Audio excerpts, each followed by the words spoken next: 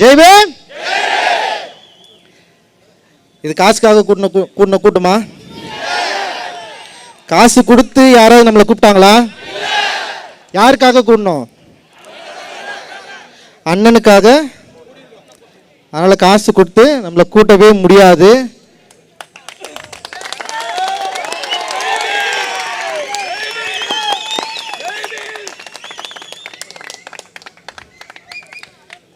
Actually வந்து ஒரு 6 நாளில் இது பிளான் பண்ணோம். இவ்வளோ பேர் வந்து நம்முடைய அண்ணன்கள், நம்ம கருத்தோடு ஒன்றிருக்கிற அண்ணன்கள், ஆம்ஸ்ட்ராங்கனுடைய படுகொலைக்கு சரியான நீதி வேணுன்ற அக்கறையில் வந்த அண்ணன்கள், சகோதரர்கள், சகோதரிகள், உங்களுக்கு எல்லோருக்கும் வந்து மிகப்பெரிய நன்றி. நீங்கள் வரலன்னா இந்த நிகழ்வு பெரிய வெற்றி அடைஞ்சிருக்காது. ஏன்னா ஆக்சுவலி வந்து எனக்கு பிரச்சனையே இல்லை. நான் நிறைய நிகழ்வுகளை பண்ணியிருக்கோம். அதில் கூட்டம் வரும் வரலன்றதை பற்றி நான் எனக்கே யோசிச்சதே கிடையாது. ஒரு 10 பேர் இப்போ எப்படியும் நீலம் பண்பாட்டு மையம் எந்த நிகழ்வு வச்சாலுமே அதை ஃபாலோவர்ஸ் சில பேர் இருப்பாங்க. அவங்க வந்து என்னென்னா நிறைய பேர் வந்து தலித் அப்படின்ற ஒரு வட்டத்துக்குள்ளே மட்டும் இல்லாமல் சமூக நோக்கோடு யாரெல்லாம் வந்து நம்மளோடு சேர்ந்து இணைந்து வேலை செய்ய விருப்பம் இருக்கிறார்களோ, அம்பேத்கர் அரசியலை யாரெல்லாம் ஏற்றுக்கொண்டிருக்கிறார்களோ, சாதி கடந்து நிறைய பேர் வந்து தொடர்ந்து நம்முடைய நீலம் பண்பாட்டு நிகழ்வில் நிறைய பேர் பங்கேற்றிருக்காங்க. அண்ட் நிறைய கல்வியாளர்கள் அதில் வந்து இருக்காங்க. ஸோ ஆனால் வந்து இந்த மாதிரி ஒரு நிகழ்வு நடத்துகிறப்போ அண்ணனுடைய கொலைக்கு நீதி வேண்டும் அப்படின்ற ஒரு போராட்டம் நிகழ்கிறப்போ சமூக வலைதளங்களில் இது குறித்து பல கேள்விகள் வந்து கேட்கப்பட்டது, பல விஷயங்கள் வந்து விவாதிக்கப்பட்டது. குறிப்பாக எல்லாரும் சொன்னது என்னென்னா கலவரம் வரும். பல முற்போக்குவாதிகள் ரொம்ப அக்கறையோடு எழுதினாங்க. என்ன அக்கறை எழுதினான்னா திமுக அரசின் மீது குற்றங்கள் நிகழ்த்துவதற்கு, அதாவது குற்றம் சாட்டுவதற்கு இந்த நிகழ்வு காரணமாக அமைந்துவிடக்கூடாது. இந்த நிகழ்வில் கலவரத்தை உண்டு பண்ணுவதற்கு வாய்ப்பு இருக்கிறது. ஆனால் கலவரம் வரும். இந்த நிகழ்வில் கலவரம் வரும், ஆனால் எச்சரிக்கையாக இருங்கள். இதை ஏன் எழுதணும்னு எனக்கு தெரியல. இந்த கலவரம் வரும் அப்படின்ற எச்சரிக்கை உணர்வு இந்த நிகழ்வில் யாரும் போய் கலந்துக்க கூடாது அப்படின்ற ஒரு எண்ணத்தில் எழுதப்பட்டதா அப்படின்ற ஒரு கேள்வி வந்து நமக்கு வந்து ரொம்ப ஈஸியாகவே வந்தது ஆக்சுவலி. ஸோ அப்படி இருக்கிறப்ப தான் நம்ம இந்த நிகழ்வை நடத்துகிறப்போ வந்து நிச்சயமாக வந்து ஒரு பெரிய ஒரு அணிதிரள் நிகழணும். அப்படி வந்தால் தான் இங்கே இருக்கிற ஆட்சி, இங்கே இருக்கிற ஆட்சியாளர்கள், இங்கே இருக்கிற நிர்வாகிகள், இங்கே இருக்கிற காவல்துறை எல்லாருமே இந்த மக்களுக்கான தேவையை அண்ணன் ஆம்ஸ்ட்ராங்கனுடைய படுகொலைக்கு சரியான நீதியை பெற்றும் தருவரை இந்த மக்கள் ஓய மாட்டார்கள் அப்படின்ற பயம் அவங்களுக்கு வரணும் அப்படின்றதுதான் நம்மளுடைய முக்கியமான கோரிக்கை. பயம் இல்லைன்னா அவங்க நம்மளை விமர்சிக்கவே மாட்டாங்க. ஃபர்ஸ்ட் பயம் இருக்கிறதுனால தான் தொடர்ந்து நம்மளை வந்து ஏதாவது டீகோட் பண்ணிட்டே இருக்கிறாங்க. முதல்ல தலித்துகளுடைய வாய்ஸை வந்து இவங்க யாருமே வந்து என்ன பண்ணாங்கன்னா அதோட தனித்துவத்தை இவர்கள் வந்து உணர்ந்து கொள்வதே இல்லை. தலித்தோட வெற்றியாக இருக்கட்டும், தலித்தோட வாய்ஸாக இருக்கட்டும், தலித் வந்து ஒரு இடத்துல வந்துட்டானே, தலித் வந்து அவனுடைய திறமையினால முன்னாடி வந்தான்னு சொல்ல மாட்டான். ஒன்று கோட்டாவில் வந்தான்னு சொல்கிறான், 8 மணி அவனுக்கு கோட்டாவால் தான் உள்ளே வந்துட்டான் அப்படின்னு சொல்கிறானுங்க. அப்படி இல்லைன்னு வச்சுக்க, அவனுக்கு பின்னாடி யாரோ ஒருத்தன் இருக்கிறான், அவனுக்கு பின்னாடி யாரோ ஒருத்தன் நிதி கொடுக்குறான், அவனுக்கு பின்னாடி ஒருத்தன் இருக்கிறான், வேற ஒரு சித்தாந்தம் வந்து அவங்களை வந்து செயல்படுத்துது, நடைமுறைப்படுத்துது. எவ்வளவு அயோக்கியத்தனமான பொய்யை என்னுடைய உண்மைக்கு முன்பாக உன்னால உருவாக்க வேண்டி இருக்குதுன்னு நீ வந்து புரிஞ்சுக்கணும். உன்னால வந்து என்னோட உண்மைக்கு எதிராக ஒரு உண்மையை உன்னால கொண்டு வரவே முடியல. நான் உண்மையை பேசுறேன், என்னுடைய மக்களுடைய பிரச்சனையை பற்றி பேசுறேன், எங்களுக்கான வேண்டுதலை பற்றி பேசுறேன், எங்களுக்கான விடுதலை பற்றி நாங்க பேசுறோம். அதனால எங்களுடைய விடுதலை என்ன, எங்களுக்கு என்ன தேவை இருக்கிறது, இந்த சமூகத்தில் எங்களுக்கான பாதிப்பு என்ன இருக்கு, நீதி கட்சி காலத்தில் இருந்து இப்போ வரைக்கும் எங்களுக்கு இழைக்கப்பட்ட அநீதிகள் என்ன, எங்களுடைய பங்கு, அதாவது பிரதிநிதித்துவத்தை நீங்க இன்னைக்கு வரைக்கும் தராம இருக்கிறத பத்தி நான் கேள்வி கேட்கிறேன். என்னுடைய பிரதிநிதித்துவத்தை தரலன்னு சொல்லிட்டு கேள்வி கேட்டோன்னே நீ என்ன சொல்றேன்னா, உனக்கு பின்னாடி ஒருத்தர் இருக்கிறான், நீ ஒரு பி டீம், நீ ஒரு ஆளு, அவன் சொல்லிதான் நீ எழுதுற. ஏய், நாங்க அம்பேத்கருடைய பிள்ளைகள். நான் தான் திருப்பி சொல்றேன்,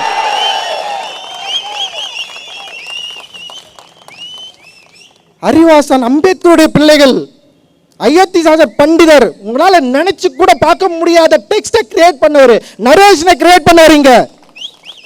அதற்கு முன்னாடி ஜான் ரத்தினம், ரெட்டைமலை சீனிவாசன், மீனம்மாள், MC ராஜா நீதி கட்சியில இருந்தாரு, சேர்ந்தாரு, அவருடைய கோரிக்கைகளை நீங்க நிராகரிச்ச வெளியே வந்தாரு, நீதி கட்சி விட்டு வெளியே வந்தாரு.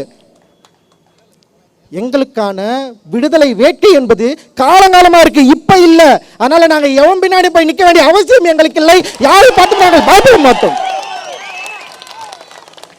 நாங்க ஏன் பயப்படணும்? நாங்க ஏன் பயப்படணும்? நீ எனக்கு சோறு போடுறியா? நான் ஏன் உனக்கு பயப்படணும்? நீ எனக்கு என்ன செஞ்ச? நீ எனக்கு வேலை குட்டியா? நான் ஏன் பயப்படணும்? என் ஓட்டு என் கையில் இருக்கு, என் பவர் அது. ஒன் ஓட்டு one value, doctor Babasaheb Ambedkar சொல்லியிருக்காரு. என் வேல்யூ வச்சு நான் டிமாண்ட் பண்ணேன்னு வச்சுக்க, என் மக்கள் எல்லாரும் ஒன்று திரண்டு இந்த கருத்தின் அடிப்படையில் எல்லாரும் ஒன்று திரண்ட ஒரு நாள் வரும். அந்த நாள் வரப்போ நீ என்கிட்ட வரணும், நீ என்கிட்ட வரணும், நீ எங்க கிட்ட வரணும், நீ எங்க கிட்ட வந்து நிக்கணும். நீங்கள் எங்களுக்கு உதவி செய்யுங்கள் அப்படின்னு வருவ. இன்னைக்கு வந்து ரொம்ப ரொம்ப கேட்டகரைஸ் பண்ற. ஒரு கேள்வி கேட்டாலே வந்து உடனே வந்து இவர்களுக்கு பின்னாடி இது இருக்கிறார்கள், உடனே வந்து கேட்டகரைஸ் பண்ணி யாரு கூட்டின்னு வர? எங்க வீட்டுல இருந்து ஒரு அண்ணனை கூட்டின்னு வந்து நிக்கிற நீ பார். அவருடைய குரல் தான் சமூகத்துக்கு தேவையான குரல். என் குரல் வந்து பிரிச்சிடுமா? நோயுடைய ஒரு சமூகத்தை நோய் இருக்குதுன்னு சொல்றதுல என்னுடைய பிரச்சனைன்றது வந்து சரியானது. இந்த சமூகம் நோயுடைய சமூகமா இருக்கு. அந்த சமூகத்தை, நோயுடைய சமூகத்தை சரி செய்யணும்னா முதல்ல சரியான மருத்துவர்கள் தேவை. அந்த நோயை கண்டறிய வேண்டிய தேவை நமக்கு இருக்கு. ஸோ நோய் இருக்குன்னு நம்ம சொன்னோன்னு வச்சுக்க, உடனே வந்து இவன் தான் நோயை பரப்புறான், சமூகத்தில் பிரிவினையை உண்டாக்குறான்.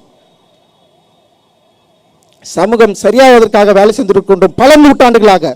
இப்ப கிடையாது. ஐயன் திருவள்ளுவன் காலத்திலிருந்து பிறப்புக்கும் எல்லா உயிருக்கும் சும்மா கிடையாது. ஆண்டாண்டு காலமாக ஃபைட் பண்ணிட்டே இருக்கிறோம்.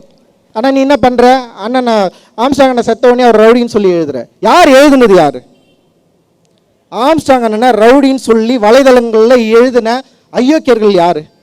முற்போக்குவாதிகள், அசல் முற்போக்குவாதிகள். ஃபர்ஸ்ட் என்ன பண்ணான்? பிஜேபி எழுதினான், அவர் வந்து தப்பானவர் அப்படின்னு சொல்லு. உடனே இன்னொரு டீம் இறங்கிச்சு, டிஎம்கே ஐடிவிங்க ஃபுல்லாக இறங்கி அண்ணனை வந்து தப்பு தப்பா எழுதுது. ஸோ உங்களுக்கெல்லாம் வந்து கொஞ்சம் கூட யோசனையே கிடையாதா? அதிகாரத்துக்கு எதிராக திரள்பவர்களே நீங்கள் ரவுடிங்கன்னு சொல்லுவீங்களா? அப்போ நாங்கள்லாம் ரவுடிங்க தான், வேற வழியே கிடையாது.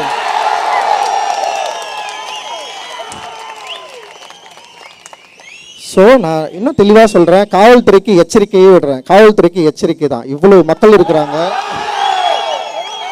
சும்மா இந்த படுகொலையை நீ வந்து ஈஸியாக டீல் பண்ணிட்டு போகலான்னு மட்டும் நினச்சிடாதீங்க. ஓகேவா?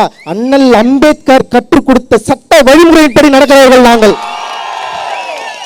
10 லட்சம் தலித்களை ஒன்று திரட்டி வன்முறைக்கு நோக்கி நகர்த்தல அண்ணல் அம்பேத்கர். 10 லட்சம் தலித்களை திரட்டி வன்முறை நோக்கி நகர்த்தவில்லை, பௌத்தம் என்கிற அறவழியை நோக்கி நகர்த்தியவர் தான் எங்கள் ஐயா பாபாசாஹேப் அம்பேத்கர்.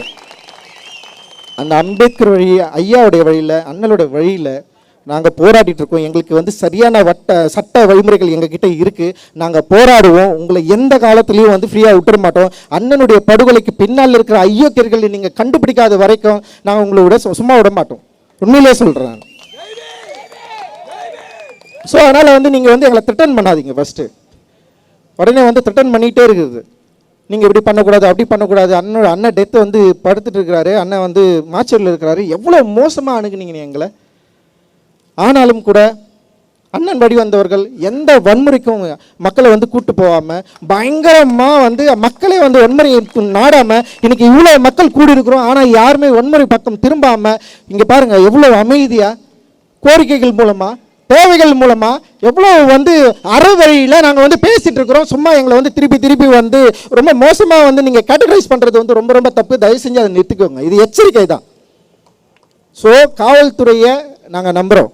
காவல்துறையுடைய விசாரணை எப்படி போயிட்டு இருக்குன்னு நாங்கள் வெயிட் பண்ணுறோம். காவல்துறையுடைய விசாரணையின் மேலே எங்களுக்கு நம்பிக்கை இல்லாத பட்சத்தில் எங்களுடைய டிமாண்டுகள் மாறும். அந்த டிமாண்ட் டெஃபினட்டாக நாங்கள் என்ன முன்வைக்கிறோமோ அதை நீங்கள் செய்து தர வேண்டிய கட்டாயத்தை நாங்கள் உருவாக்குவோம். பயங்கர பவர்ஃபுல்லான லீடர் அண்ணன், மெட்ராஸே கட்டி ஆண்டாரு.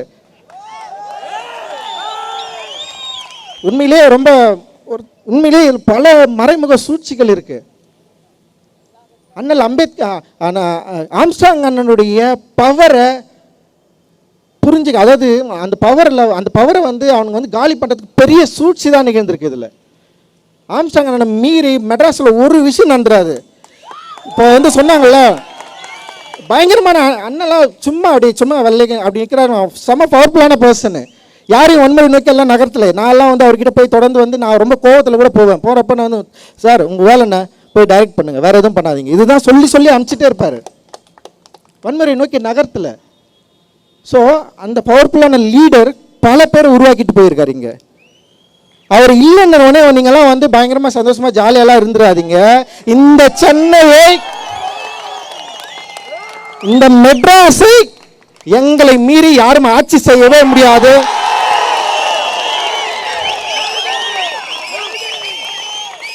கிட்டத்தட்ட 40% மேல தலித்துகள் வசிக்கிற பகுதி இது. நாங்கள் அரசியலற்று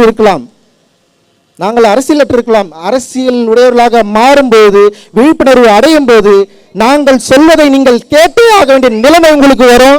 இது ஒரு எச்சரிக்கை. நீங்க வந்து அண்ணன் இல்லைன்னு சொன்னோன்னே நீங்க ஈஸியா டீல் பண்ற மாதிரி வந்து யோசிச்சிடாதீங்க. டெஃபினட்டாக இது ரியாக்ட் பண்ணுவோம், இது ரியாக்ட் ஆகுன்றதை வந்து நான் இந்த இடத்துல வந்து உத்தரவாதமாக நான் சொல்லிக்கிறேன். ஏன்னா அண்ணன் சாதாரண வேலையை பண்ணலைங்க, மற்ற தலைவர்கள் போல் வந்து ஆம்ஸ்ட்ராங் அண்ணன் இல்லை. தயவு செஞ்சு நல்லா புரிஞ்சுக்கோங்க. பல பேர் உருவாக்கியிருக்காரு, பல பேர் படிக்க வச்சிருக்காரு. அதை மீறி அண்ணனுடைய இறப்பில் எனக்கு சில சந்தேகங்கள் இருக்குது. அதில் என்னென்னா, அண்ணன் வந்து தீவிரமாக இந்து மதத்துக்கு எதிராக போராடியவர். நல்லா வந்து புரிஞ்சுக்கணும். பௌத்த மத மாற்றத்தை தன்னுடைய வாழ்க்கை நெறியாக உயர்த்தியவர். பௌத்த கோயிலை முதல்ல கட்டி எல்லாரையும் பௌத்தர்களாக மாற்றியவர். அப்போ நமக்கு ஒரு இயல்பாகவே ஒரு சந்தேகம் வருது, இதில் வேற ஏதாவது சூழ்ச்சிகள் இருக்கா? பல சூழ்ச்சிகள் இருக்கிறதா நம்ம வந்து பார்த்துட்டு இருக்கோம். ஆனால் மறைமுகமாக இந்த அரசியலை இவர் தேர்ந்தெடுத்து செய்யறது மூலமாக, ஏன்னா அவர் சமீப காலங்களில் தன்னுடைய குழந்தை பிறந்ததுக்கப்புறம் தீவிர பௌத்தராக மாறினதுக்கப்புறம் வந்து நிறைய பேர் கூட சுற்றுறதே அவர் அவாய்ட் பண்ணியிருக்கார். முழுக்க வந்து தன்னை பௌத்தராக வந்து அப்ளை பண்ணதுக்கப்புறம் வந்து அவர் வந்து நிறைய ஆட்களை கூட வைத்துக்கொள்வது கூட வந்து நிறைய யோசிச்சிருக்காரு.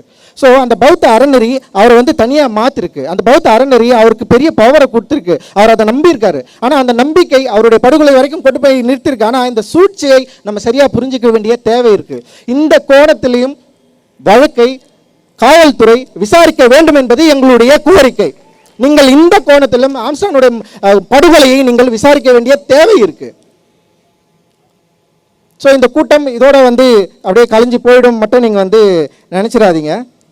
நாங்கள் திரும்பவும் சொல்கிறோம், நீங்கள் எங்களை என்னன்னாலும் பயமுறுத்தலாம்.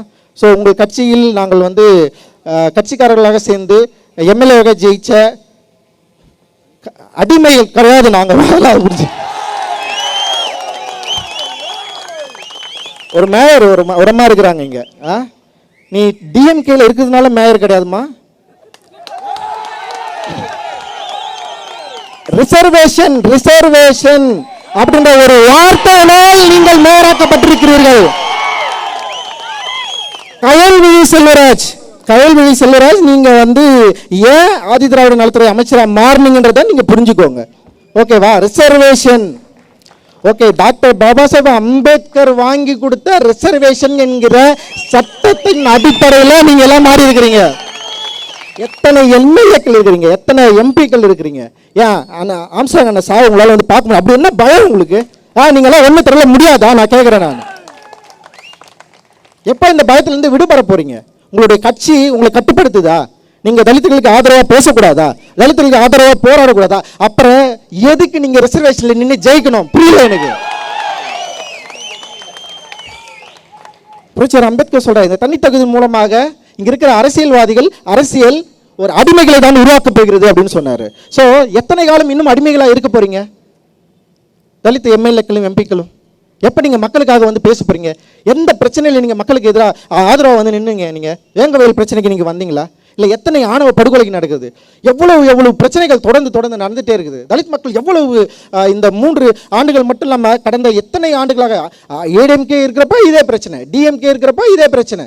ஸோ நம்முடைய பிரச்சனைன்னு சொல்லிட்டே இருக்கிறோம். ஆனால் இந்த பிரச்சனைகளை இந்த மக்களுடைய பலனின்படி, ரிசர்வேஷன் பலனின்படி வெற்றி பெற்ற எம்பி எம்எல்ஏக்கள் உங்களுக்கு ஒரு நாளாவது, ஒரு செகண்டாவது நீங்கள் எந்த விதியின் அடிப்படையில், எந்த தத்துவத்தின் அடிப்படையில், எந்த வாய்ப்பின் அடிப்படையில் நீங்கள் எம்எல்ஏ ஆக்குனீங்க, எம்பி ஆயிருக்கிறீங்கன்னு சொல்லிட்டு யோசிச்சிருந்தீங்களா? இந்த மக்களுக்காக நீங்கள் பேசியிருப்பீங்களா? பேசியிருக்க மாட்டீங்களா?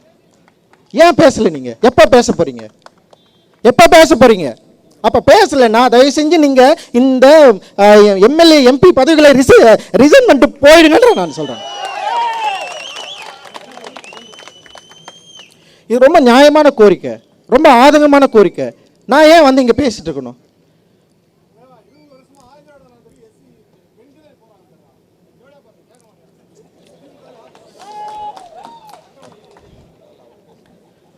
ஸோ இதுதான். அப்போ இவ்வளவு பிரச்சனைகள் இருக்கு. அப்போ அதிகாரம் உங்ககிட்ட இருக்கு. இந்த அதிகாரம் ரிசர்வேஷன் கோட்டானால உங்களுக்கு வந்திருக்கு. அந்த ரிசர்வேஷன் கோட்டாவை பயன்படுத்தி கொண்டு நீங்கள் உங்கள் சுகபோக வாழ்க்கையை வாழ்ந்து கொண்டிருக்கிறீர்கள். ஆனால் நம்ம மக்கள் பாதிக்கப்படுகிறப்போ, நம்முடைய தலைவர் வெற்றி கொள்ளுறப்போ உங்களால் வந்து பார்க்க கூட முடியல, அதுக்காக பேச முடியல, ஒரு சின்ன அறிக்கை கூட கொடுக்க முடியலைன்னா நீங்கள் அடிமைகளா? அடிமைகள் இல்லையா? ஸோ நாங்கள் அடிமைகள் கிடையாது. ஓகே, நான் உங்களுக்கு பயப்பட வேண்டியது கிடையாது, எங்களுக்கு பயம் கிடையாது. நாங்கள் டாக்டர் பாபா சாஹேப் அம்பேத்கர் பிள்ளைகள். நாங்கள் பயம் இல்லாமல் பேசுவோம், பயம் இல்லாமல் வாதாடுவோம், பயம் இல்லாமல் சேருவோம், பயம் இல்லாமல் இருப்போம். எங்களுக்கு ஒரு காலம் நாங்கள் வன்முறை நோக்கி நாங்கள் நகர மாட்டோம். ஆனால் சட்டத்தின் வழிபடி, ஓட்டின் வழிபடி எங்களுடைய வலிமையை உங்களுக்கு உணர்த்துவோம் அப்படின்றது தான் எங்களுடைய எச்சரிக்கை. ஸோ அதுதான். அதனால் வந்து திடீர்னு வந்து நம்ம ஏதோ ஒன்று பேசினாலே வந்து உடனே ஒரு கதை ஒன்று கட்டி இப்படி ஒன்று பண்ணோம் அப்படி ஒன்று பண்ணோன்னு சொல்லிட்டு நம்ம அண்ணன்களே நமக்கு எதிராக நிறுத்துறது இதெல்லாம் ரொம்ப கடுமை, ரொம்ப ரொம்ப கவலையாக இருக்குது. அப்படியெல்லாம் கிடையாது. அண்ணன் திருமாவளவனுக்கு நான் சொல்லிக்கிறேன், தயவு செஞ்சு உங்களுக்கு எதிராக நாங்கள் ஒரு காலம் இருக்க மாட்டோம்னா, உங்களுக்கு எதிராக நாங்கள் இருக்கணும். எங்களுடைய குரல் நீங்க, எங்களுடைய குரல் நீங்க. உங்களை நாங்கள் ஒரு காலம் விட்டுவிட மாட்டோம், உங்களை ஒரு காலம் நாங்கள் விட்டுவிட மாட்டோம். உங்க கூட தான் நிற்போம். ஒவ்வொரு அண்ணனுக்கும் சொல்றேன். ஆம்ஸ்ட்ராங் அண்ணன், ஆம்ஸ்ட்ராங் அண்ணன் பகுஜன் சமாஜ் கட்சி.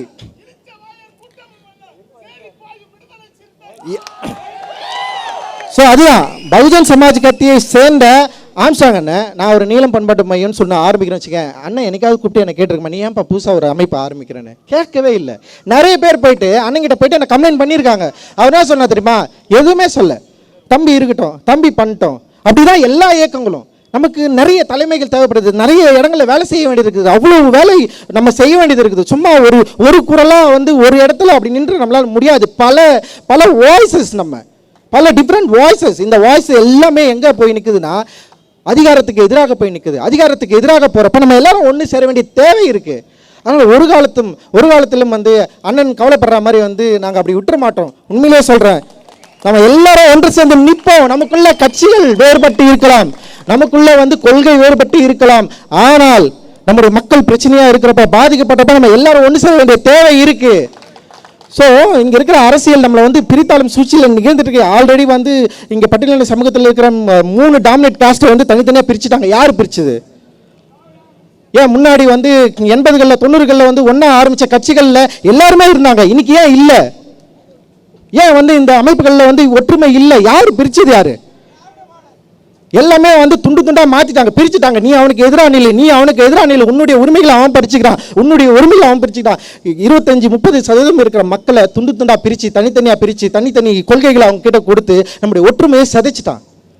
நம்ம ஒற்றுமையாக இருந்தால் 30%, 25% இருக்க மக்கள் நம்முடைய பிரதிநிதித்துவத்துடைய வலிமையை நம்மளால நம்ம வந்து எவ்வளோ பெரிய ஒரு பவர்ஃபுல்லான மக்களை நம்ம இருக்கிறோம், டிமாண்டட் கம்யூனிட்டியாக இருக்கிறோம். அந்த டிமாண்ட் கம்யூனிட்டியை உடைச்சி செதறி ஸ்கேட்டராக மாறி நீ தனியார் நீ தனியார் நீ தெரியாதுன்னு சொல்லி நம்முடைய ஒற்றுமைக்கு பெரிய ஒரு விலையை பேசி இன்னைக்கு வந்து தனித்தனி குழுக்களாக தனித்தனி அமைப்புகளாக இருக்கிறப்போ அட்லீஸ்ட் பிரச்சனைகளின் அடிப்படையில் நம்ம எல்லாரும் ஒன்று சேர வேண்டிய தேவை இருக்கு.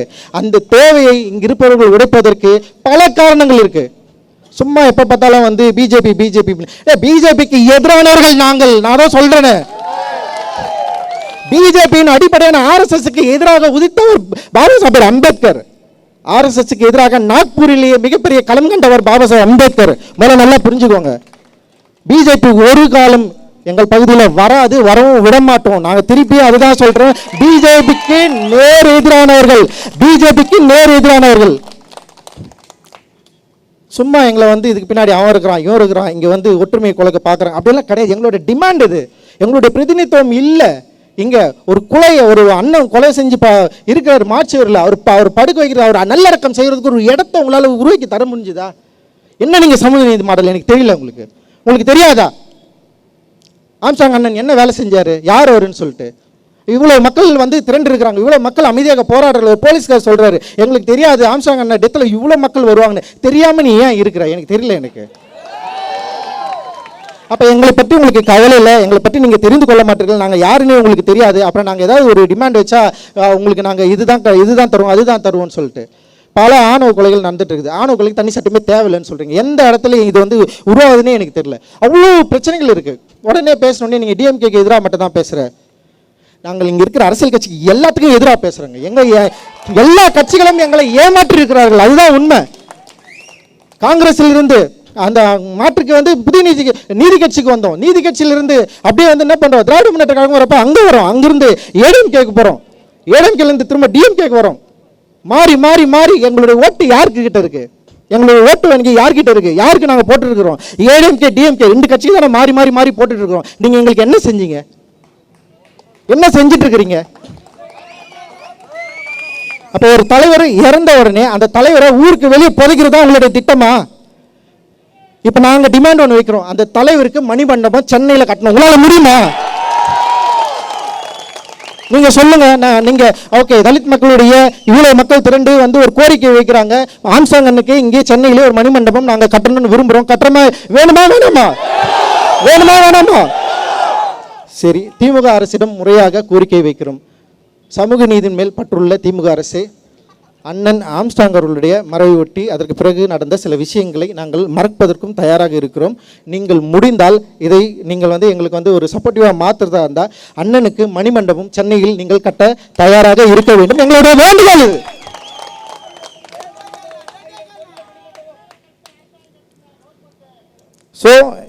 ஸோ எங்களுக்கு டிமாண்ட் வைக்க நிறைய இருக்குது. ஏன்னா எங்களுடைய பிரதிநிதித்துவம் இதுவரைக்கும் சரியாக கொடுக்கப்படவில்லை. Not only DMK, ADMK and எந்த கட்சியாக இருந்தாலும், இன்னும் ஈவன் கம்யூனிஸ்ட் கூட நான் வந்து சொல்கிறேன், எல்லார்கிட்டையும் நான் சொல்கிறேன், எங்களுடைய பிரதிநிதித்துவம் உங்களுடைய கட்சியில் சரியாக இல்லை. எங்களுடைய மக்களுடைய தொகைக்கு ஏற்ப நீங்கள் பிரதிநிதித்துவத்தை அளிக்கவில்லை. எங்களுடைய அடிப்படை உரிமையான ரிசர்வேஷன் மூலமாக எங்களுக்கு நீங்கள் ஒதுக்கிய எம்எல்ஏ சீட்டுகள் எம்எல்ஏக்களும் எம்பிக்களும் ஒரு நாளும் தலித் மக்களுடைய பிரச்சனை பற்றி பேசவே இல்லை. ஆனால் அவர்களை முதல்ல வந்து டிஸ்குவாலிஃபை பண்ணி அவங்களை எல்லாருமே வந்து நீங்கள் வந்து எம்எல்ஏ எம்பியிலிருந்து நீக்குங்க அப்படின்றத வந்து நாங்கள் இங்கே கோரிக்கையாக வைக்கிறோம். இன்னொன்று முக்கியமாக, ஏன்னா இது வந்து சும்மா விடுறதுக்கு, இதுக்கப்புறம் தலித் பிரச்சனைகள் ஏதாவது நடந்தா இங்க இருக்கிற ஆதிதிராவிட நலத்துறை அமைச்சர், ரிசர்வேஷன் மூலமாக வெற்றி பெற்ற எம்பி எம்எல்ஏக்கள் அண்ட் மேயர் நீங்க எல்லாம் வந்து பார்க்கணும்னு வச்சுக்கீங்களேன், உங்களை வந்து சும்மா விட மாட்டேன். இப்பயும் சொல்லிட்டேன், முற்றுகை போராட்டம் தான் உங்களுக்கு. எவ்வளவு நாள் நீங்க இப்படியே இருக்க பாருங்க, எவ்வளவு நாள் எங்களை ஏமாத்திட்டு இருக்க பாருங்க. அப்படி இல்லையா, நாங்க வந்து டிஎம்கே தான், நாங்க ஏடிஎம்கே தான், நாங்க எந்த கட்சி தான் இந்த கட்சி தான் சொல்றீங்கன்னா ரிசர்வேஷன் கோட்டாவை பயன்படுத்தாதீங்க. அவ்வளவுதான் நான் சொல்லுவேன். நான் நிறைய கோபம் இருக்குது, ஓகேவா? அந்த கோபம் என்பது எங்களுடைய ஆதங்கம். இத்தனை நாட்களாக நாங்கள் வேண்டி விரும்பி எதிர்பார்த்து கொண்டிருந்தது. இந்த மாற்றம் நிகழவே இல்லை. இந்த மாற்றம் எப்போது நிகழும்னு சொல்லிட்டு பல தலைமுறைகளாக காத்து கொண்டிருக்கிறோம். ஆனால் தலைமுறை கடந்த பின்பும் வந்து நீங்கள் தொடர்ந்து வந்து என் மக்களுடைய பிரச்சனைகளை, வன்கொடுமைகளை பற்றி நீங்கள் வந்து துளியும் ஆராயாமல், அந்த பிரச்சனையை வந்து அண்டர்ஸ்டாண்ட் பண்ணிக்காமல் நீங்கள் வந்து மற்ற சாதி பிரச்சனைகளும் தலித் சாதி பிரச்சனைகளும் ஒரே மாதிரி அணுகிறது தான் இதோட பிரச்சனை. அது முதல்ல வந்து தயவு செஞ்சு இதை புரிஞ்சுக்கோங்க. மற்ற சாதி பிரச்சனை வேற, தலித் பிரச்சனைகள் வேற, அதுவும் கிடையாது. இப்போ வந்து உயர் சாதி வர்க்கம் அப்படின்னு சொல்கிற ஓபிசி இல்லை எம்பிசி இல்லை அந்த பிசி சாதியில் இருக்கிற சாதி ஒடுக்குமுறையும் எஸ்சி ஒடுக்குமுறையும் வேற. நீங்கள் ரெண்டுத்தையும் ஒன்றா வச்சு எல்லாமே ஒரே சாதி அமைப்பு அப்படின்னு எல்லா சாதியும் வந்து ஒரே மாதிரியான பிரச்சனை தான் ஹேண்டில் பண்ணுதுன்னு நினைக்காதீங்க. அப்படி நினைக்கிறதெல்லாம் இங்கே பிரச்சனையே. அப்போ நீங்கள் அறியாமையில் இருக்கிறீர்கள். உங்கள் அறியாமையை சரி செய்வதற்கான வேலையை நீலம் பண்பாட்டு மையம் இங்கே இருக்கிற தோழர்களும் நாங்கள் செய்வோம் அப்படின்னு நான் வந்து இந்த நேரத்தில் வந்து உறுதி கூறுகிறோம். அண்ட் வந்து உண்மையிலே ரொம்ப மகிழ்ச்சியான ஒரு எழுச்சியாக நான் இது வந்து பார்க்குறேன். ஆம்ஸ்ட்ராங் அண்ணனுக்கு பிறகு இங்கே சென்னையை நோக்கி இருக்கிற நிறைய மக்களுக்கு வந்து ஒரு சின்ன மனத்தடங்கள் இருந்தது. இதற்கு பின்னாடி இதுக்கப்புறம் வந்து யார் இதை வந்து இதை ஹேண்டில் பண்ண போகிறாங்க, மக்கள் கூடுவாங்களா கூட மாட்டாங்களா அப்படின்னு ஒரு பிரச்சனை இருக்கிறப்போ ஆம்ஸ்ட்ராங் அண்ணனுக்காக அவருடைய படுகொலைக்கு நீதி வேண்டி இவ்வளோ மக்கள் நம்ம வந்து கூடியிருக்கிறோம்ல, இதுவே மிகப்பெரிய அறைகூவலாக நான் வந்து பார்க்குறேன், மிகப்பெரிய வெற்றியாக இதை பார்க்குறேன். தன்னார்வத்தோடு கலந்து கொண்ட ஒவ்வொரு சகோதர நெஞ்சங்களுக்கு வந்து என்னுடைய மிகப்பெரிய நன்றியையும் ஜெய்பீம் கலந்த வணக்கத்தையும் நான் வந்து தெரிவிச்சுக்கிறேன். ரொம்ப சாதாரண விஷயம் கிடையாது. இது ஒரு எழுச்சி. இந்த எழுச்சியை சரியாக புரிந்து கொள்ளுங்கள். நீங்கள் உடனே இது வந்து ஒரு கேட்டகரிஸ் வச்சு ஒரு ஜாதி ஒரு மனநிலையில் நீங்கள் பார்ப்பீங்கன்னா உங்களுடைய மிக மோசமான பிற்போக்குத்தனம் உடையவர்கள் வேற யாரும் இருக்க மாட்டார்கள். ஸோ எங்களுடைய டிமாண்ட் வந்து நீலம் பண்பாட்டு மையம் இதில் வந்து நாங்கள் வச்சிருக்கிறோம். இந்த டிமாண்டை வந்து நாங்கள் உங்களுக்கு எல்லாருக்குமே வந்து நாங்கள் கொடுத்துருக்குறோம். நீங்கள் எல்லாருமே இதை வந்து வாங்கிக்கலாம். இது வந்து வலைதளங்களில் நாங்கள் வந்து ரிலீஸ் பண்ணுறோம். அண்ட் இந்த நிகழ்ச்சிக்கு ஒத்துழைப்பு தந்த அனைத்து நல் உள்ளங்களுக்கு வந்து எங்களுடைய மிகப்பெரிய நன்றியை வந்து காணிக்கையாக்குறோம். அதோடு தயவு செஞ்சு இங்கே நம்ம எப்படியே பிரிஞ்சு போயிட வேணாம். நிறைய பிரச்சனைகள் தொடர்ந்து நிகழ்ந்துகிட்டே இருக்குது. அது யார் ஹேண்டில் பண்ணுறது, யார் செயல்படுத்துறதுன்ற நிறைய கவலைகள் இருக்குது. நிச்சயமாக நீலம் பண்பாட்டு மையம் மக்களுக்கான தலித் மக்களுக்கான பிரச்சனையை வெரி ஸ்ட்ராங்காக எந்த காம்ப்ரமைஸும் இல்லாமல் செய்யும் அப்படின்னு நினைக்கிறேன். இதுக்கு பின்னாடி எந்த விதமான வேலையும் இல்லை. இது முழுக்க அம்பேத்கர் பாதையில் பாபா சாஹேப் அம்பேத்கரை ஏற்றுக்கொண்ட ஒரு மாணவனாக எல்லாருமே நாங்கள் இங்கே இருக்கிறோம். இந்த சமூகத்துக்காக பிரச்சனைகளுக்காக தொடர்ந்து போராடுவதற்கும் களம் காடுவதற்கும் நாங்கள் தயாராக இருக்கிறோம். நம்ம எல்லாரும் ஒன்று சேர்ந்து போராட வேண்டிய தேவை இருக்குது. ஏன்னா நம்முடைய பவரை காட்ட வேண்டியது இருக்குது. டிமாண்டை உருவாக்குகிற ஒரு கம்யூனிட்டியாக நம்ம மாற வேண்டிய தேவை இருக்குது. நம்ம மாறுவோம். மாறுறது தான் அண்ணன் ஆம்ஸ்ட்ராங் அவர்களுக்கு நம்ம வந்து செய்கிற மிகப்பெரிய காணிக்கையாக இருக்கும்னு நான் நினைக்கிறேன். நிச்சயமாக காவல்துறையும் திமுக அரசும் இங்கே இருக்கிற நிர்வாகமும் இந்த வாய்ஸை வந்து கரெக்டாக எடுத்துப்பாங்க அப்படின்னு நினைக்கிறேன். இதை வந்து ஒரு விமர்சனமாக சரியாக புரிஞ்சுப்பாங்கன்னு நான் நினைக்கிறேன். இதை எதிர்மறையில் வைக்க வேண்டிய விருப்பம் எங்களுக்கு கிடையாது. எங்களுக்கு வந்து எங்களுடைய சரியான நியாயமான கோரிக்கைகள் நிறைவேற்றப்பட வேண்டும் அப்படின்றது தான் எங்களுடைய டிமாண்டு. அந்த டிமாண்டை நாங்கள் உங்களிடம் வைத்திருக்கிறோம். நீங்கள் சரியாக இதை கண்டுகொள்வீர்கள் என்று நம்புகிறோம். அந்த வகையிலே நாங்கள் இங்கிருந்து விடைபெறுகிறோம். ஜெய்பீம். மகிழ்ச்சி. ஜெய்பீம்.